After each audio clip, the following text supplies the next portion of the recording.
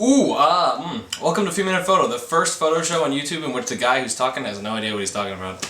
Okay, let me see. I had an idea for what I want to do with this show. I was going to write everything down, but then fuck that, so I didn't do it.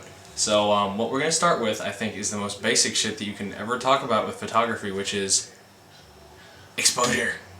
Okay? What's exposure, first off? Exposure is the amount of light you're going to get to the sensor on your camera. And sorry if you're using film, I'm going to assume you're using digital because internet, whatever. Now I understand that exposure is literally everything in photography. Exposure determines whether or not your sky can be seen, when the ground can be seen. It determines what shadows look like. It determines so much. So to talk about exposure in every single sense, I'm not going to do right now. What I'm going to talk about right now is simply how to make your pictures appear brighter or darker. And that's it, okay? When it comes to the artistic and the other technical aspects that maybe we're into, another day, don't worry. We just want to get the damn picture. We want to take the picture of grandma and not have it be complete blackness or complete just blown out and white, okay? There's a triforce, okay? There's a triforce when it comes to determining how much light you're going to get on your sensor in there. And I'm sorry, this is very, very rudimentary, and if you guys already know this, then cool, you own a camera. So the things we got to deal with really quick are ISO, shutter speed, and aperture, okay? Aperture is this. Imagine that, remember that, okay? Aperture is how wide the opening of the inside of your camera is. And there's a measurement for that. It's called your f number, okay? It's known as your f-stop, some people say, okay? Your f-stop is the ratio of the length of your camera, well, the camera lens, I should say. Okay, so like, here you're holding your camera, going out that way, to the inside of it, and how wide that is, the iris, if you will. How open is your iris? So, okay, so it's like this against that. Okay? So what does somebody mean when they say they have an f of 2.8 or an f of 5.6, okay? Things like that.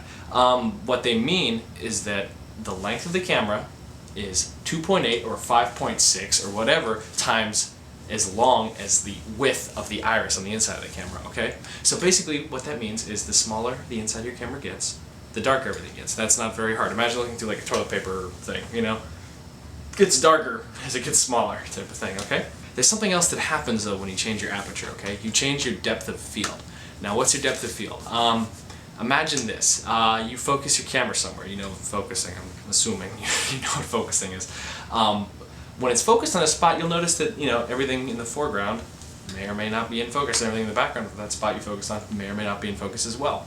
Well, chances are, if you're at a very low f number, or I should say a very open iris, you're not going to have a lot of stuff in focus. You're only going to have one thing in focus. So let's say you focus around my face here, which is what I'm doing right now. My aperture, I believe, currently is a 5.6, which is about right to keep me pretty much in focus. I can move around like this and I don't really fade out. If I go back here, you're going to notice me coming out of focus a little bit. That's because, you know, that's where we are there. It's something you sort of have to feel out when it comes to depth of fields associated with apertures. But what you need to know is that the lower your f number, again, the more open your iris, or the lower your f number, the brighter everything is going to be, and the tighter that depth of field is going to be. So wherever you pick to focus, wherever spot you pick to focus on, it's going to be more like this, you know? It's going to be tighter, that region in which everything is actually in focus, and then you start to come out of focus. Now, as your f number gets higher, so like say f16, or let's say also that your iris gets smaller, you're going to have stuff that's way more in focus, okay? You're going to, you know, at high enough f, theoretically, you're going to have everything in this room just appear to be basically in focus at the same time. However, it comes at a cost. You'll lose brightness, so that's something you have to balance. And again, we'll talk about what that means to balance later. I'm just telling you right now that what you need to know is that the higher your f number, the darker everything is, and the lower your f number, the brighter everything is. So now that we have aperture sort of cleared out of the way, which is one that some people are, you know, not very familiar with, we can talk about shutter speed, which is probably a little more comfortable for most. So aperture is a measurement of length. What's shutter speed? Well, that's a measurement of time, okay? You already have determined just how open your lens is going to be when it's open, but how long is it going to be open for? That's your shutter speed. You know, it shouldn't be too hard to figure out that a shutter that's been open for 2 seconds is going to let a hell of a lot more light in than a shutter that's been open for 1/100 of a second. But there's going to be some differences between those pictures if things are moving at all. You're going to notice that if you have a 2-second photo and anything is happening, it's going to be very blurry. If you have a 1/100 of a second photo, you know, and stuff's relatively still, it should look like it's just a still image. Now, you know, of course, this is where artistic taste comes in, like, you know, to the nth degree. But when it comes to just getting a clear, crisp picture of something you just, you know, how you're seeing it right now, you need to sort of figure out what exactly is that line you have to draw between brightness and shutter speed, because you don't want the image to be too dark, but you don't want the image to be too blurry either. ISO speed, okay, now check this out, is the sensitivity of the sensor in your camera to light.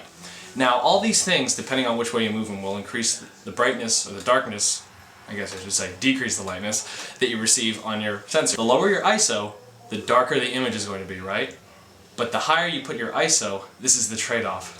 You get more image grain. It makes your image look fuzzy. You don't want that typically. So the thing you can, you try to limit it to the most is you try to keep your ISO low. So that's fairly simple when it comes to weighing exposure and that sort of thing. So let's say if you want to take a really clean and crisp picture, you can't really play with ISO too much. So that only leaves you two other things that you can play with, and that's your aperture and that's your shutter speed. So now that you have those three things, you can sort of figure out what attributes about the picture you're about to take you want to trade off to get brightness or to get, less brightness and things like that. Now, it's very important to have in mind what exactly you want to be doing with the picture you're about to take, right? Typically, it's not a bad thing to have, a lot of light. It gives you more options. Say, because if you have a ton of light, well, you can just turn up the shutter speed. And unless you're going for something blurry, it shouldn't be a problem, if you're just trying to take a normal-ish, like a normal picture. So it's always good to bring lights. That's why I have lights right here, right now. That's why people, tend to shoot in the day and things like that. And also, if things are really bright, you never even have to play with your ISO because you don't gain anything. There are taste things that happen when you change aperture and when you change shutter speed. Different things happen to the photo that aren't necessarily bad. Now, I've yet to meet someone who wants a grainy photo. So, people do, but that's the only thing you're going to get when you turn ISO up. You're going to get grain and you're going to get brightness. So yeah, those are the three things. ISO, shutter speed, aperture.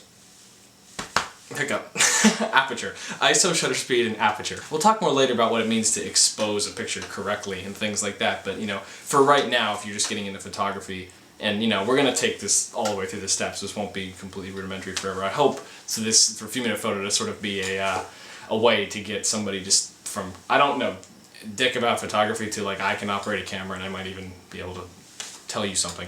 So that's what we're working towards, just keep in mind. Somebody asked me techniques for improving stability just shooting with their hands like this. Now I've heard that you don't really want to go too far below 1/80th of a second. That's typically at which point people start to notice some bobbling happen just with them standing there taking the picture. But what I do is I just full auto for a little bit, because odds are one of those pictures after you press the button and you get a little bit stiller is going to be a little bit clearer than the initial picture of you turning it off, or the picture of you, releasing your finger. So just let your finger hold there and fire away, and you might get a few good ones in there. I definitely do that all the time. It works very well. So that's a technique I would say if you're strapped and you don't have a tripod. What you should do is, if you like this show, it's going to be very, very much like a very relaxed format like this from now on, I promise. I'm not going to write anything down. It's just going to sort of be me spewing as I think of things. But there'll be general topics like this. For example, today was exposure. You should send questions though, and I will read them off, and I will show you Photoshop tips. I'll show you all that bullshit in time. I just need to download the software. I need to get home, basically. I just figured I'd do this here because I'm bored as hell, But this is fun. I'll see you guys later.